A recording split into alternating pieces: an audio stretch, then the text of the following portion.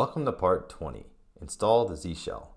This is an optional video and you can skip it if you like, but installing the Z shell is something I like to do whenever I start a new instance, as it has many improvements over Bash, which is the default shell and the shell we've been using for the first couple of commands.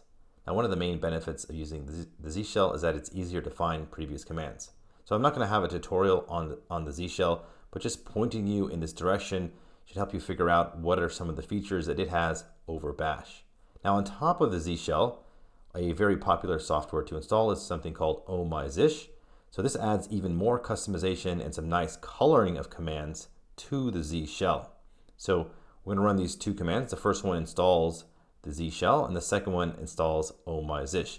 And just like the Z shell, there's not going to be a tutorial on Oh My ZSH. It's something that will just point you in some direction, and then you can go ahead and look into it and then install more of the add-ons that it has to provide even more features.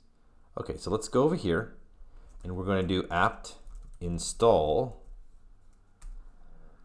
ZSH, and you're going to say yes, we want to install this.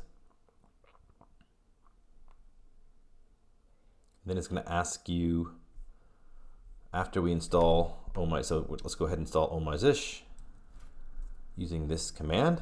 So it's going to download it from GitHub. That's what this is doing. It's going to run it.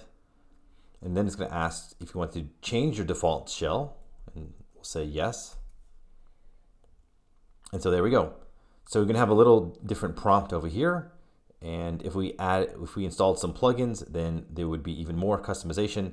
But like I said, I will leave that up to you. Okay, so that is installing the Z shell.